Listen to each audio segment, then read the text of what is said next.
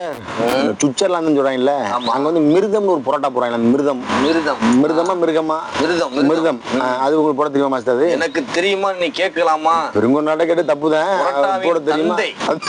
நீ கேட்கலாமா? தந்தை பெரியப்பா தாத்தா எல்லாம் நீங்க தான். பெருங்கொண்ட மாஸ்டர். ஆமா, எனக்கு தெரியாத புரோட்டா இருக்கா? இதுல போட்டுதான் காட்டுங்களேன். நான் புரோட்டாவை உருவாக்கிட்டு இருப்பான். நீ என்னட்டையே மிருதம் புரோட்டா சுவிட்சர்லாந்துல எல்லாம் ஃபேமஸா மாஸ்டர்? அங்க ஃபேமஸ். ஆமா, நான் ஒரு 6 மாசம் இருந்தேன்ல சுவிட்சர்லாந்துலயா? ஆமா. அது எங்கிட்டு இருக்கு மாஸ்டர்? நார்வே. நார்வேயா? நான் இல்லாத நாடு இருக்கா? என்ன மிருதம் புரோட்டா போட்டு இவ்வளவு என்ன தூக்கி போறிய?